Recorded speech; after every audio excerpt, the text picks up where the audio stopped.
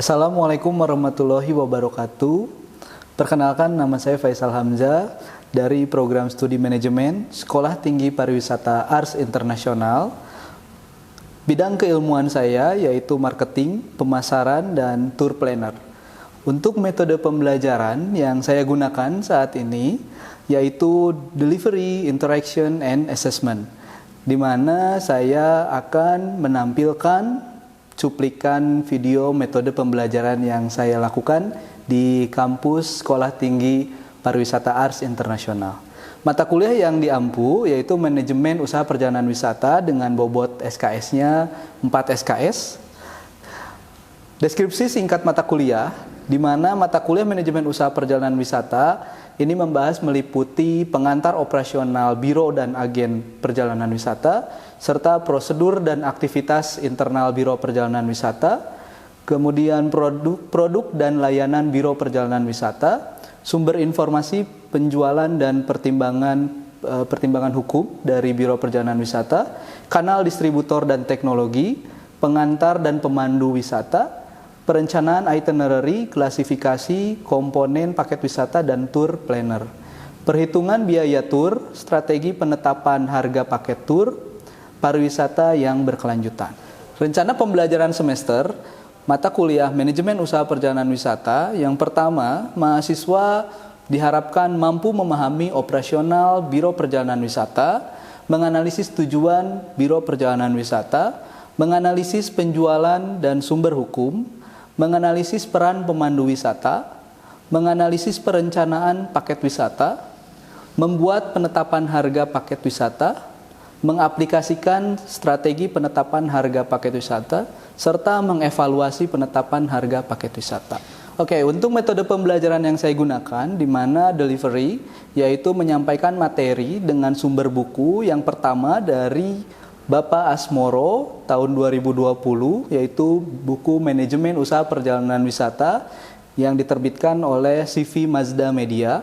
Kemudian yang kedua dari Sari tahun 2020, yaitu Perencanaan Perjalanan Wisata, penerbitnya Lindan Bestari.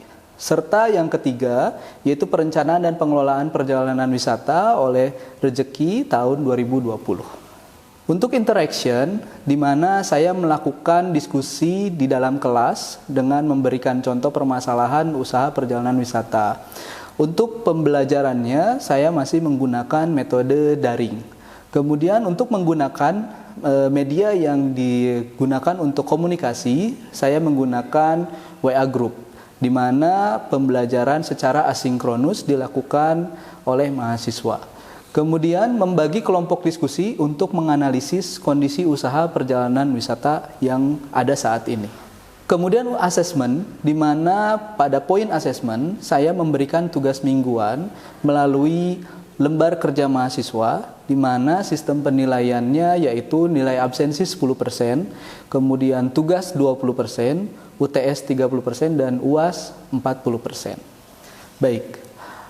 Itu metode pembelajaran yang saya lakukan. Berikut cuplikan yang saya dapat sampaikan terkait metode pembelajaran yang saya lakukan bersama dengan mahasiswa menggunakan Zoom. Oke. Bismillahirrahmanirrahim. Assalamualaikum warahmatullahi wabarakatuh. Waalaikumsalam warahmatullahi wabarakatuh.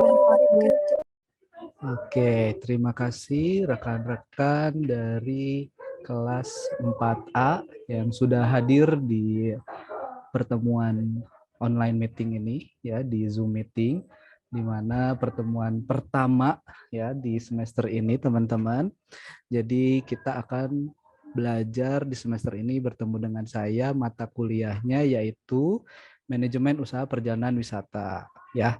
Nah, sebelumnya tentu teman-teman juga mungkin masih kenal dengan saya karena di semester lalu saya mengampu mata kuliah Tourism Digital Marketing atau pemasaran pariwisata digital, ya. Jadi teman-teman, salah satu syarat untuk mengikuti mata kuliah Manajemen Usaha Perjalanan Wisata kali ini yaitu rekan-rekan harus sudah memenuhi nilai atau sudah lulus dari mata kuliah pemasaran pariwisata digital, ya. Jadi karena kalian sudah lulus, artinya kalian bisa mengikuti mata kuliah manajemen usaha perjalanan wisata ini. Oke. Sebelum kita mulai perkuliahannya, tentu saja kita harus awali dengan berdoa, ya, agar perkuliahan kita berkah, ya, kemudian perkuliahan kita berjalan dengan lancar, tidak ada gangguan atau hal apapun yang dapat mengganggu. Mungkin kita mulai untuk berdoa menurut agama dan kepercayaannya masing-masing. Berdoa dipersilahkan. Baik, berdoa selesai teman-teman. Sekarang kita akan mulai untuk materi atau untuk penyampaian awal dari mata kuliah manajemen usaha perjalanan wisata. Di mana mata kuliah manajemen usaha perjalanan wisata ini tadi sudah saya sampaikan merupakan mata kuliah yang produktif, ya, atau mata kuliah unggulan di mana bobot SKS-nya 4 SKS. Jadi teman-teman diharapkan mengikuti perkuliahan mata kuliah ini dengan baik, ya. Nanti akan ada kontrak perkuliahan yang ditampilkan oleh saya, ya. Jadi nanti kita bisa sama-sama menyetujui kontrak perkuliahan yang akan dilakukan selama 1 semester ke depan. Oke. Baik, saya tampilkan dulu untuk PowerPoint-nya. Oke, teman-teman. Ini di pertemuan pertama, kita akan mempelajari tentang tentunya tentang pengantar manajemen usaha perjalanan wisata, atau mungkin kalian atau rekan-rekan mengetahui tentang biro perjalanan wisata, atau yang umumnya itu adalah travel agent, ya, travel agent. Nah, tapi sebelum kita masuk ke materi, teman-teman, di sini saya akan menyampaikan dulu kontrak perkuliahan, ya. Oke, di mana kontrak perkuliahan untuk mata kuliah manajemen usaha perjalanan wisata, yaitu pertemuannya ada 14 kali pertemuan, di mana 1 kali UTS dan 1 kali UAS, ya. Jadi total 16 kali pertemuan. Kemudian untuk metode pembelajarannya kita daring, ya, karena kita masih daring, teman-teman. Jadi untuk mata kuliah manajemen usaha perjalanan wisata ini 2 kali 50 menit, ya, untuk sinkronusnya. Dan belajar mandiri tentunya teman-teman harus lebih banyak, gitu ya. Nanti teman-teman bisa searching, ya, melalui Google atau melalui YouTube, gitu ya. Itu di asinkronusnya. Oke. Nah, kemudian untuk kehadiran, kenapa harus disampaikan? Karena di sini teman-teman ada nilai absensi, ya. Nilai absensi itu kurang lebih 10%.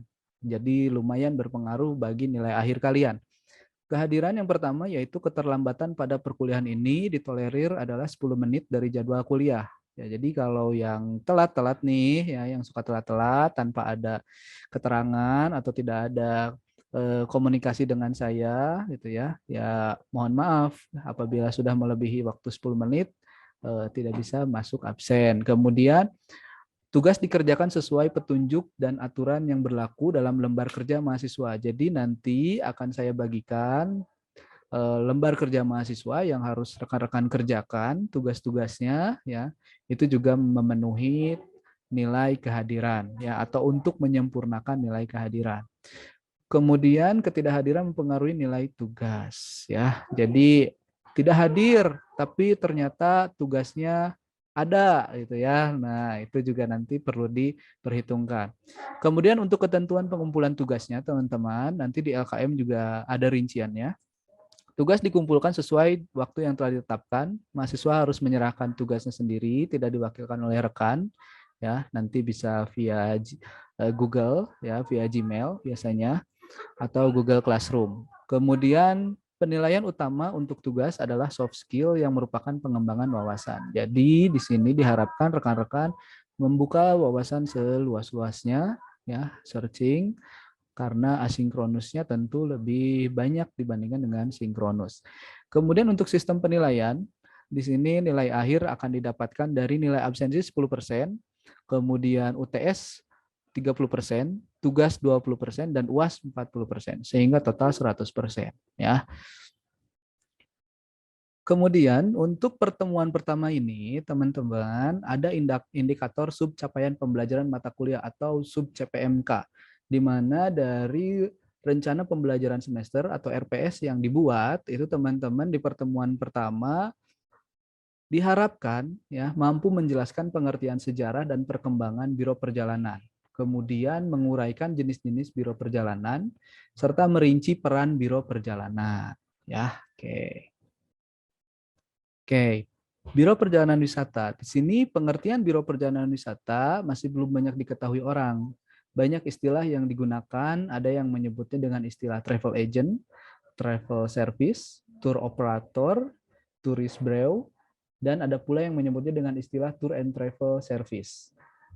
Nah, kemudian menurut Peraturan Menteri Kebudayaan dan Pariwisata nomor PM.8/5/HK.501/MKP/2010 ya di bab 1 pasal satunya dalam ketentuan umum diberikan pengertian dengan batasannya. Jadi menurut Peraturan Menteri, Biro Perjalanan Wisata adalah usaha jasa perencanaan perjalanan dan atau penjasa pelayanan yang menyelenggarakan pariwisata termasuk penyelenggaraan perjalanan ibadah. Ya. Bisa juga diartikan bahwa Biro Perjalanan Wisata merupakan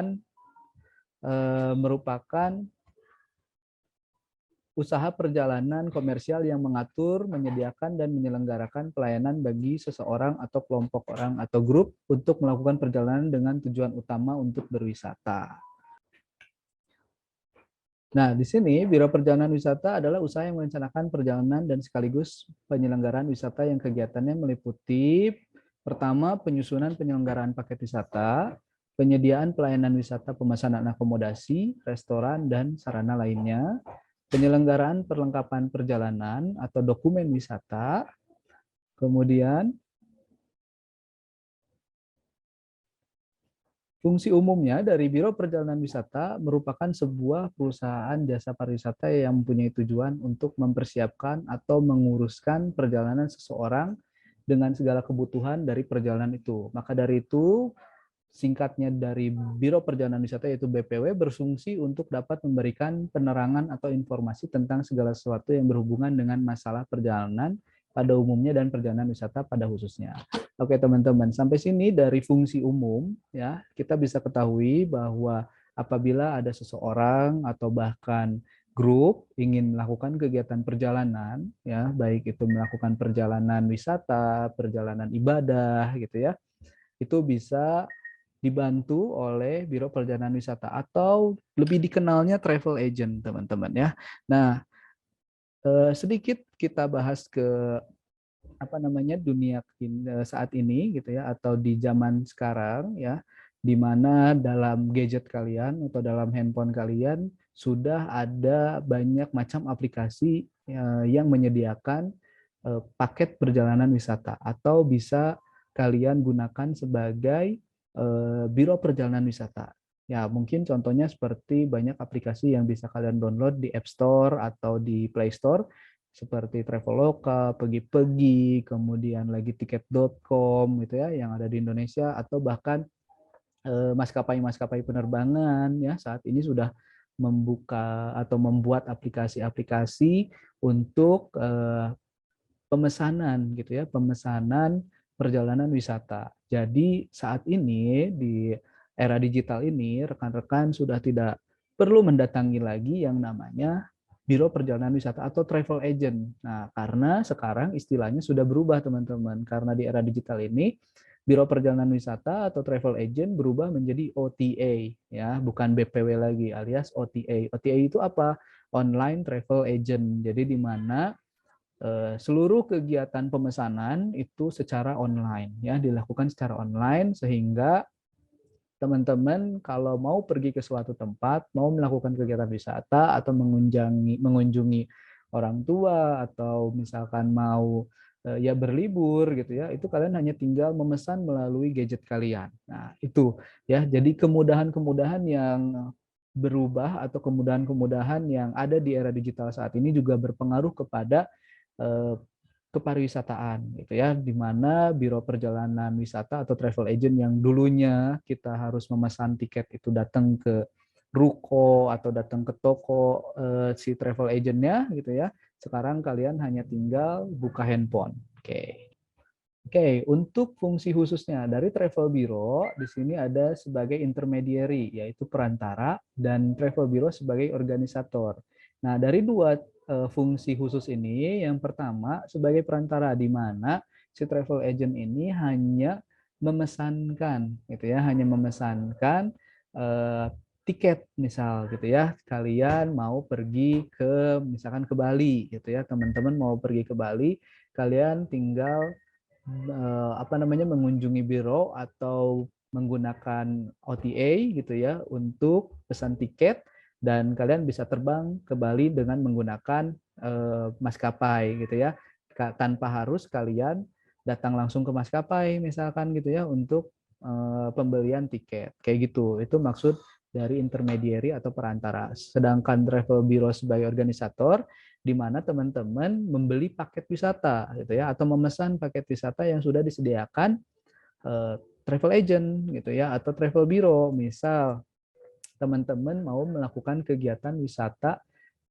selama 3 hari 2 malam gitu ya, 3 hari 2 malam ke Pulau Bali misalkan gitu ya, itu mulai dari tiket pesawatnya, kemudian akomodasinya, kemudian mealsnya gitu ya, makannya itu kalian bisa langsung memesan paket yang ada di travel bureau gitu ya atau di OTA seperti itu. Itu maksud dari organisator. Jadi dua fungsi yang berbeda gitu ya. Jadi kalau yang satu hanya sebagai perantara itu hanya hanya apa namanya memesankan kayak gitu ya tanpa kalian menggunakan paket turnya, misalkan kalian sudah punya jadwal sendiri gitu ya untuk kegiatan turnya, itu sebagai perantara saja. Berarti kalau organisator itu jadwal turnya sudah disiapkan gitu ya, jadi kalian berangkatnya jam sekian, kemudian nanti jam sekian ke sekian kalian sudah melakukan kegiatan wisata apa.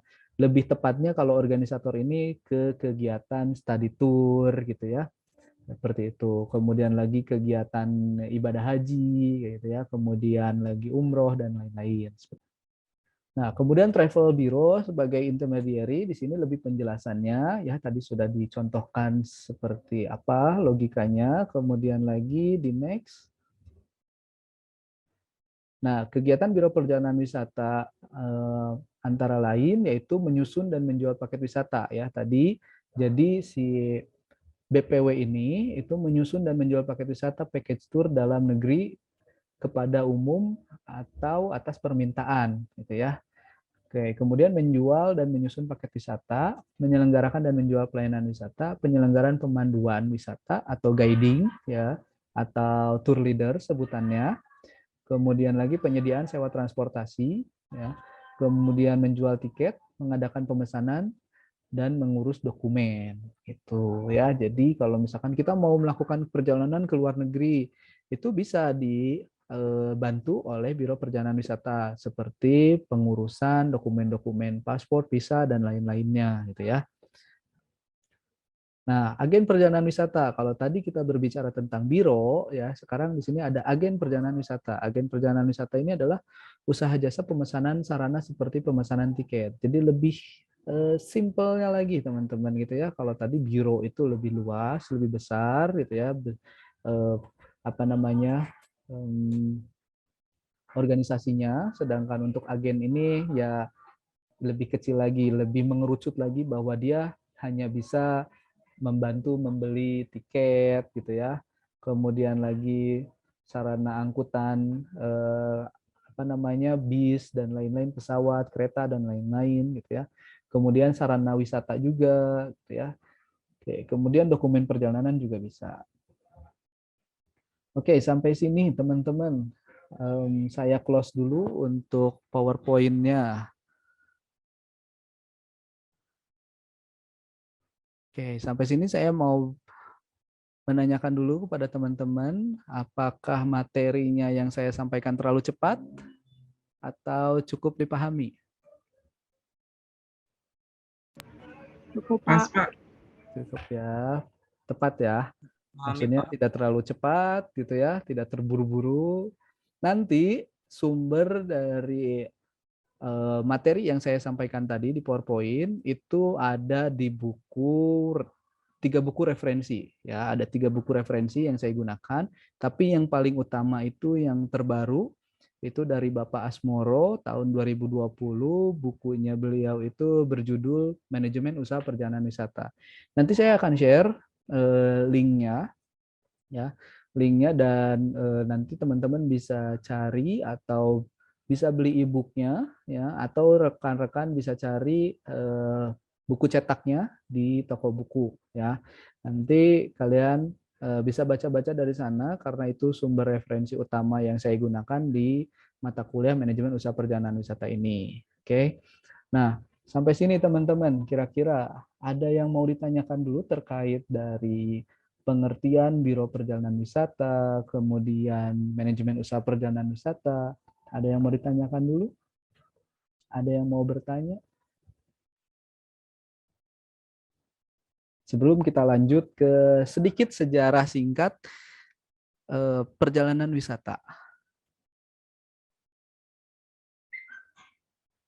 Tur pertama atau melakukan perjalanan wisata, dan dia menjual paket wisata tersebut ke masyarakat Eropa, dan itu terjual habis teman-teman, ya, paket wisata yang dia jual untuk waktu itu tiket perjalanan kereta. Nah, saat itu banyak orang-orang yang membeli paket wisatanya dan melakukan kegiatan pariwisata. Jadi kalau ditanya siapa Bapak traveling kita, yaitu Bapak Thomas Cook, gitu ya. Gitu. Itu sejarahnya sedikit, sejarah singkatnya kurang lebih teman-teman tentang perjalanan wisata. Oke. Nah, erat kaitannya kenapa tadi saya sampaikan di awal mata kuliah Manajemen Usaha Perjalanan Wisata ini merupakan mata kuliah lanjutan atau yang disyaratkan setelah lulus mata kuliah pemasaran pariwisata digital. Kenapa? Karena di Manajemen Usaha Perjalanan Wisata ini kita akan mempelajari bagaimana OTA itu berlangsung atau bagaimana OTA itu bisa berkembang pesat di era digital saat ini, gitu ya. Nanti akan kita pelajari bagaimana kita booking online, gitu ya. Kemudian bagaimana kita membuat paket wisata yang menarik, kemudian diiklankan di Instagram, ya, kemudian diiklankan di YouTube atau di Google, gitu ya, di Facebook dan lain-lain, agar orang-orang mau membeli paket kita dan melakukan kegiatan perjalanan wisata menggunakan OTA kita, itu ya, online travel agent kita. Oke, itu teman-teman yang bisa disampaikan untuk perkuliahan pertama kali ini, ya.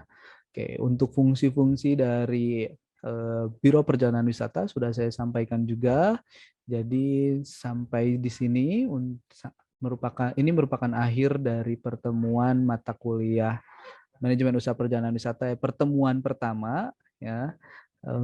Saya sudah menyampaikan kontrak perkuliahan, rencana pembelajaran per semesternya, kemudian sistem pembelajarannya, sinkronus dan asinkronusnya. Sekarang saya minta dari rekan-rekan yang bisa menyimpulkan, ya, barangkali ada yang bisa menyimpulkan hasil pembelajaran kita di pertemuan pertama ini. Mungkin saya minta ke Teh Tita alias Teh Tata. Ya, Pak. Cek. Ada Boleh, suaranya, Pak? ada? Boleh minta disimpulkan? Jadi kalau menurut saya, Pak, dari materi yang telah dijelaskan bahwa pertemuan ini menjelaskan tentang Biro Perjalanan yang pertama. Terus ada juga travel agent dan juga aplikasi-aplikasi yang bisa kita download untuk mempermudah pemesanan tiket seperti akomodasi dan juga tempat wisata lainnya, sehingga itu memudahkan kita para wisatawan yang ingin berkunjung ke tempat yang ingin dituju. Lalu kemudian penyampaian materi ini menjelaskan bahwa sejarah dari adanya paket wisata atau perjalanan itu yang Bapak jelaskan tadi, bahwa Thomas Cook adalah sejarawan pertama yang menciptakan paket perjalanan wisata itu, ya Pak. Dan saya sendiri membaca sedikit tentang sejarah dari perjalanan itu, bahwa pada zaman dahulu banyak sekali orang-orang yang mengunjungi tempat peribadahan atau tempat peribadatan yang dilaksanakan pada waktu tertentu, sehingga dari terciptanya mengunjungi tempat-tempat wisata, tempat-tempat peribadahan, Ibadah. ya, maka dari situ mungkin Bapak Thomas Cook ini berinisiatif untuk membuat suatu paket wisata yang nantinya ditujukan pada waktu tertentu, mungkin seperti itu Pak yang dapat saya sampaikan. Oke, terima kasih Teh Teta. Iya, iya Pak. Selanjutnya satu lagi mungkin yang bisa menyimpulkan Kang Yusuf nih. Dari mata kuliah lalu, Kang Yusuf selalu aktif. Boleh Kang Yusuf Ya, menyimpulkan pertemuan pertama ini? pada pertemuan kali ini tuh Pak menjelaskan tentang Biro Perjalanan Wisata atau BPW ya Pak, yang merupakan agen perjalanan wisata komersial yang mengatur dan menyelenggarakan suatu yang berhubungan dengan wisata gitu Pak. Dan mempunyai fungsi yaitu fungsi umum, yaitu mempersiapkan dan menyelenggarakan setiap perjalanan seseorang agar dapat berwisata dengan nyaman gitu Pak. Kemudian fungsi khususnya yaitu yang pertama itu travel bureau sebagai intermediari atau perantara. Yang kedua travel bureau sebagai organisator atau pemasaran. Kegiatan Biro Perjalanan Wisata yaitu yang pertama yaitu menyusun dan menjual tiket wisata dalam dan luar negeri atas permintaan atau umum. Yang kedua menyelenggarakan dan menjual pelayanan wisata. Yang ketiga penyelenggaraan pemanduan wisata. Yang keempat, penyediaan sewa transportasi. Yang kelima, menjual tiket dan sarana angkutan. Yang keenam, mengadakan pemesanan dari sarana wisata. Yang terakhir, yaitu mengurus dokumen perjalanan sesuai dengan peraturan yang berlaku. Begitu, Pak. Oke, terima kasih Kak Yusuf. Oke, teman-teman. Akhirnya kita sampai di penghujung pertemuan pertama ini ya untuk materi pengantar manajemen usaha perjalanan wisata. Ya, mudah-mudahan setelah teman-teman ada perwakilan yang menyimpulkan materi kita hari ini persepsinya sudah sama ya. Saya inginnya sih semua menyimpulkan, tapi mungkin waktu tidak bisa mencukupi ya. Baik, itu saja teman-teman. Terima kasih banyak atas kehadirannya mengikuti perkuliahan pertemuan pertama di mata kuliah Manajemen Usaha Perjalanan Wisata. Mari kita tutup pertemuan kali ini dengan sama-sama membaca Alhamdulillahirabbil alamin. Oke, terima kasih teman-teman yang sudah hadir ya. Nanti saya akan minta ketua kelas untuk absen atau nanti kalian bisa langsung scan barcode di LMS-nya ya, di Learning Management System kita ya. Nanti teman-teman bisa langsung scan barcode-nya di sana untuk absensinya ya. Jadi yang sudah hadir hari ini saya minta untuk men-scan barcode-nya di sana gitu ya. Dan nanti saya juga akan dari tadi saya sudah men-screenshot dan sudah merecord ya pertemuan hari ini. Jadi bagi yang men-scan barcode tapi dia tidak hadir di Zoom, mohon maaf akan saya tidak hadirkan di LMS-nya. Oke. Terima kasih teman-teman. Saya tutup billahi taufik wal hidayah. Terima kasih atas kehadirannya. Saya tutup billahi taufik wal hidayah. Wassalamualaikum warahmatullahi wabarakatuh. Waalaikumsalam. Waalaikumsalam warahmatullahi wabarakatuh. Selamat sore Bapak. Demikian video pembelajaran yang dilakukan melalui aplikasi Zoom Meeting secara daring di mana mata kuliah Manajemen Usaha Perjalanan Wisata tadi meliputi pengertian atau pengetahuan terkait Biro Perjalanan Wisata serta tujuan dari Biro Perjalanan Wisata. Itulah yang dapat saya sampaikan, yang dapat saya tampilkan di video kali ini. Mudah-mudahan metode pembelajaran yang saya lakukan sudah sesuai dengan standar yang dicanangkan oleh Dikti. Terima kasih telah menonton video metode pembelajaran saya. Wassalamualaikum warahmatullahi wabarakatuh.